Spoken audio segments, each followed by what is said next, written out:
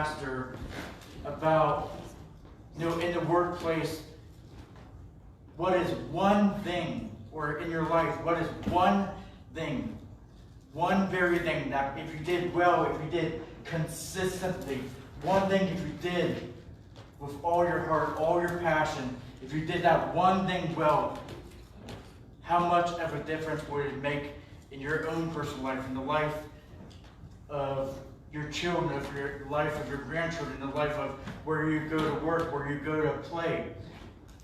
And he tells us to, focus on that one thing and do it well, do it with all your passion, all your heart, all your mind, all your soul, all your strength. When we hit this one thing and we do it well, just think about the results you will have if you just focus on one thing and do it really well, and the results and the fruit that would come of it.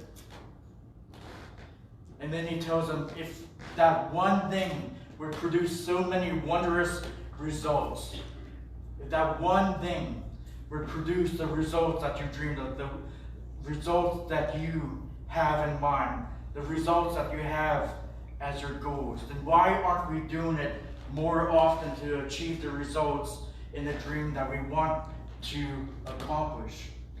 And we could, translate that into our spiritual life. What is one thing? The one thing, if you focus in your relationship with Christ, that if you did very well, if you did consistency, what is one thing that if you did with all your heart, all your passion, in your relationship with your Savior, that would produce wondrous and marvelous results? And ask yourself, if this one thing would produce growth in Christ, growth in your relationship with God, then why aren't we doing it? Why aren't we doing this one thing that would make such a dramatic change and such a dramatic shift in our relationship with Him? And Jesus, He has a story in the book of Luke in our text. It's a story of Martha and Mary, and I'm sure everybody has read it. Everybody has heard about the story of Martha and Mary. And Jesus tells a story about there is one thing that is needed in life. One thing that if you would focus in on, it could dramatically change your life for the better. Let's go ahead and read it from our text today. From Luke chapter 10, verses 38 through 42. It says, as Jesus and his disciples were on their way, he came to a village where a woman named Martha opened her home to him. She had a sister called Mary who sat at the Lord's feet, listening to what he said. But Martha was distracted by all the preparations that had to be made. She came to him and asked, Lord, don't you care that my sister has left me to do all the work by myself? Tell her to help me. Martha, Martha, the Lord answered, you are worried and upset about many things, but few things are needed, or indeed only one. Mary has chosen what is better, and it will not be taken away from her. Now, the first thing in this text that I see is that Mary had this desire. Mary had this passion. Mary had this heart for one thing. It was to be in the very presence of her Lord, to be at his feet. And in biblical days, that was a posture that a student, that a pupil would have of their rabbi. They would be at the very feet of the rabbi, soaking up every single word. And I think the trouble, though, especially in America, especially in our churches today, especially with Christians, is that we have this spirit of apathy. We don't have this zeal. We don't have this passion to be at the feet of Jesus. And I think about, Barna has a survey about churches and churchgoers, and he said, about 20 years ago, the average attendance for a Christian was 2 or 3 times a week. And now today, the average attendance for a Christian or a churchgoer is 1 time a month. What a dramatic shift that is. So we need to have this passion. We have to have this desire to be at the feet of Jesus. I mean, we're so bombarded by work and, doing this and doing that, going to this event, going to that event. But Jesus just wants us to rest at his feet, to come humbly and kneel down at his altar of grace. And I think about this text, and I also think about the rest of God. The book of Hebrews talks about, having a rest to enter into his rest. And, God's rest isn't resting from work, it's resting in who Jesus is. It's relaxing at his table. It's coming to sup with him. It's dining at his table, to eat of his bread, to drink of his word that he has for us.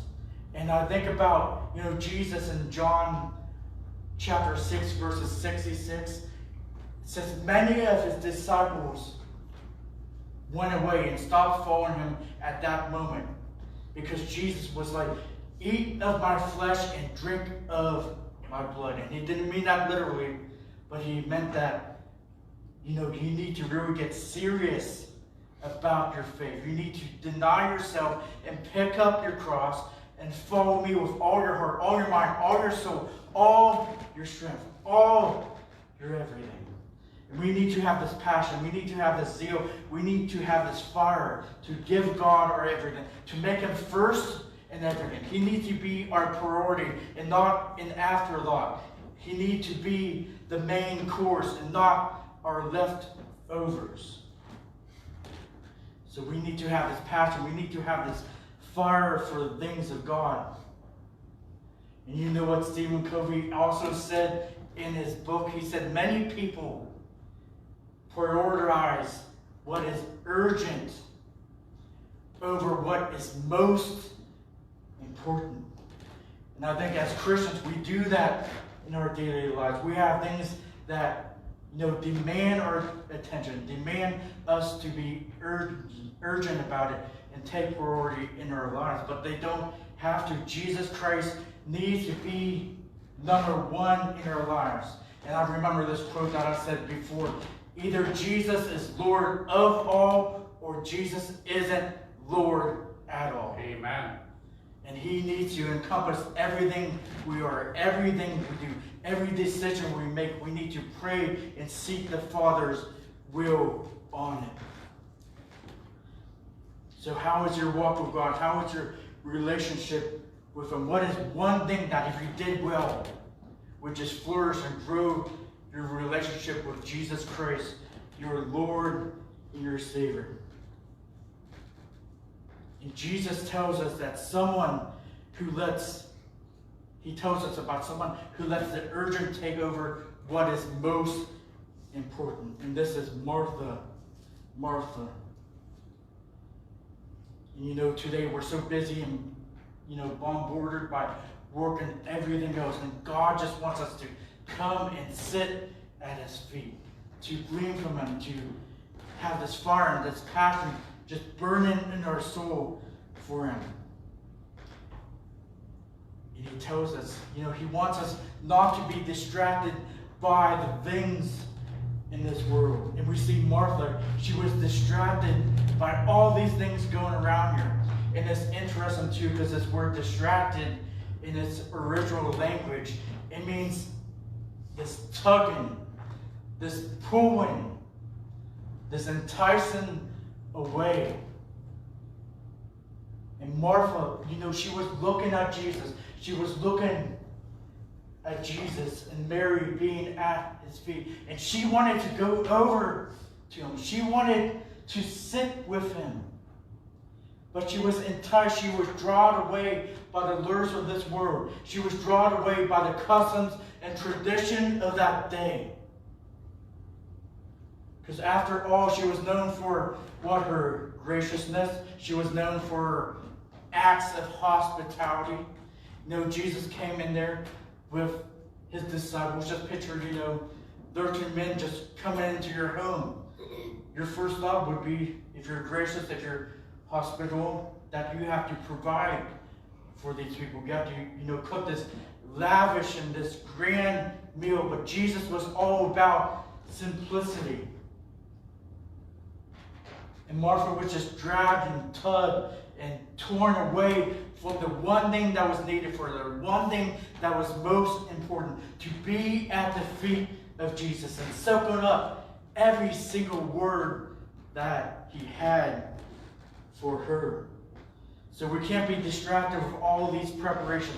We can't be distracted by everything the world offers us. Now, everything, there's a lot of things, different events and different stuff that we could choose to go to, but all of them aren't bad either. She was distracted by something good, something holy. She wanted to provide a meal for her guests, and there's nothing wrong with that, but we need to prioritize what we do. We need to make Jesus and his relationship first and foremost in everything that we do.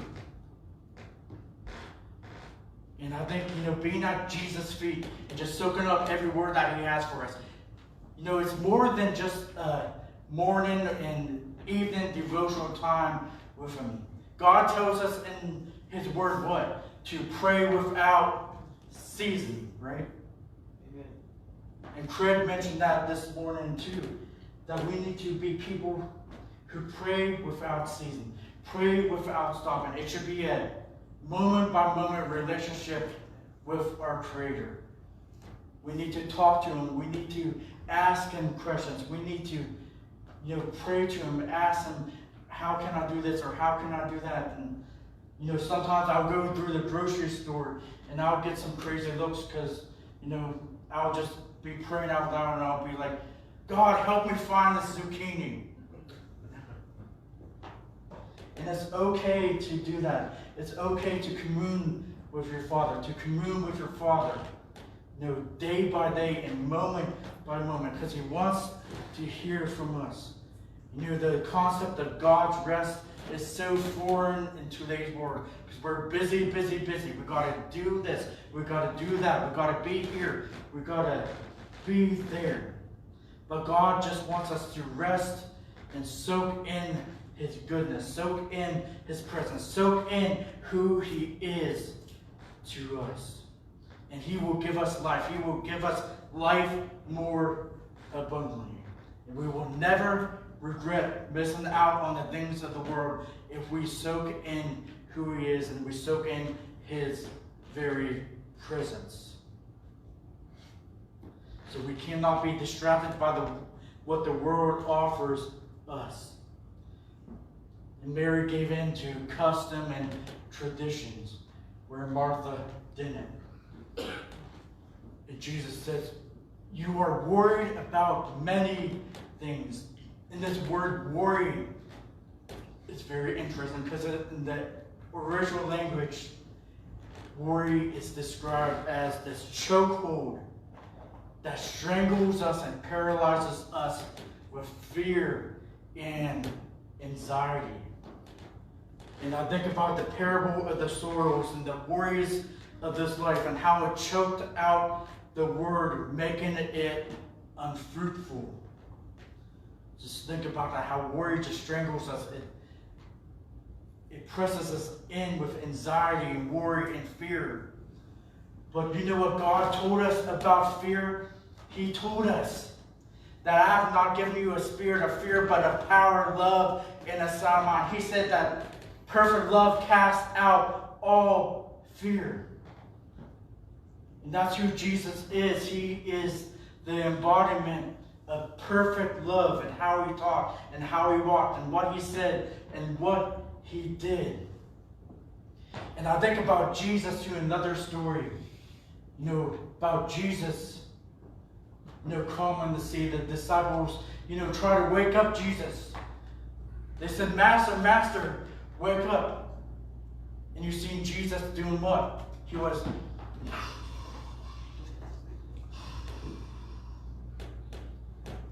and he travels up and he's like, where is your faith?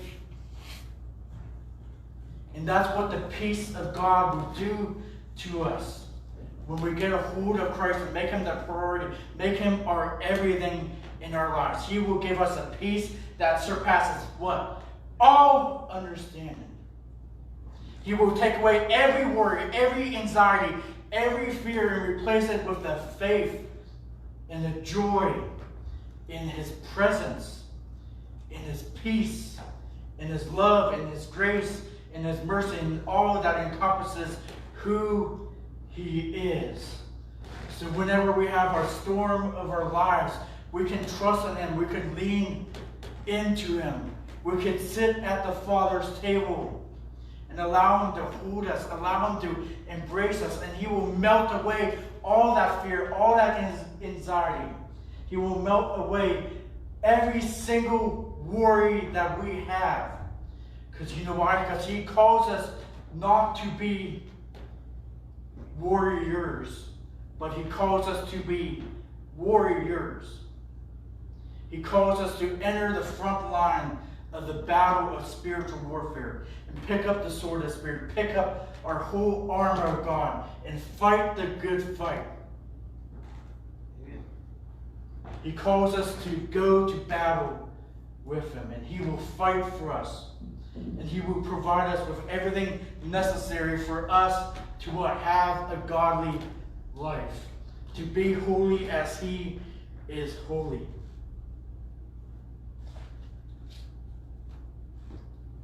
And another thing that I see that we can keep our relationship with Christ as our priority is not to compare ourselves with others. Because what does Martha say? She says, Jesus, Jesus, don't you care? Don't you care that Mary isn't helping me, that she has left me to do all this work on my own? Don't you care, Jesus, that I have to set all this up, set up all the preparations? Now, comparison is a deadly trap from the devil. Martha goes on and on and on about her sister Mary not helping her. And I think when we start comparing ourselves with others, it's this self-righteousness, it's this pride that's bubbling up from within us. Because we think what we are doing is more important than what anybody else is doing. I mean, just think about the story in the gospel about the tax collector. The tax collector and the Pharisee. And the tax collector just, beat his chest and repented and asked God for his grace. Where the Pharisee, he was all seen by everyone, and he was like, thank you, Father, that I'm not like this sinner. What a tragic response to the grace of God that is. And when we start comparing ourselves to others, it's this pride, it's this self-righteousness that bubbles up from within us. And in the book of Isaiah, he tells us that our righteousness is like a filthy rag to God. Because there is only one person who is truly good. And that's our Maker. That's our Creator.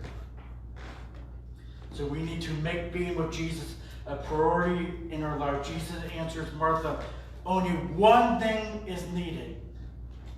And that's not setting up the vegetables. That's not setting up the tablecloths. That's not making sure the salad buffet is ready. That's not making sure the meat is being cooked properly. But the one thing that is needed for you is a relationship, for you to be at my feet, to be gleaning from every word that I have to say to you.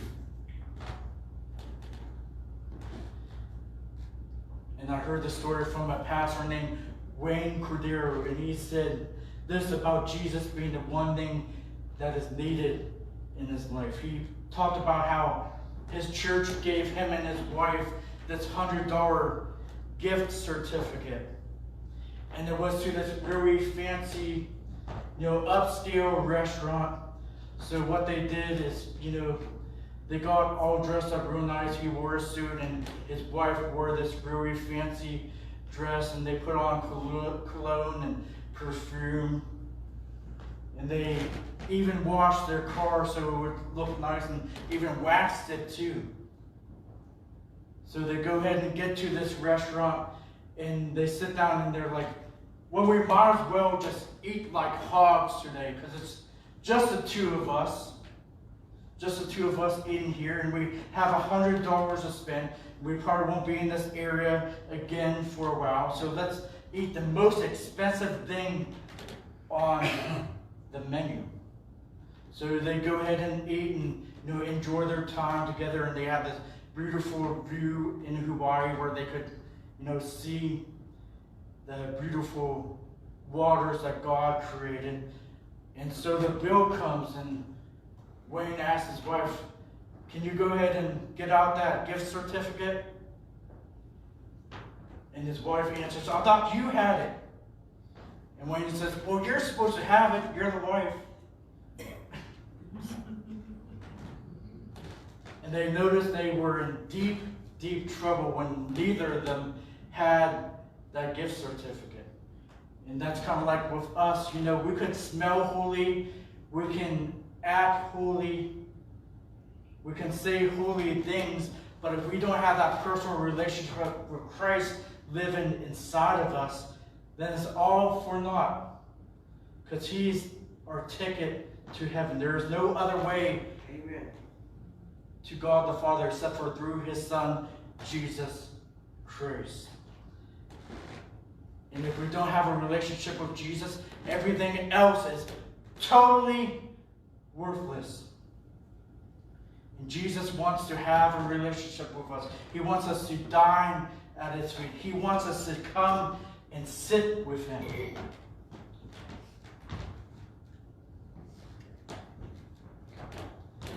Are you sitting with Jesus enough today? Are you sitting with him and dining at his table and just soaking up every word that he has for you? Or are you sitting with the world and what it offers and making it a priority? Are you making the things of this world a priority over your relationship with Christ?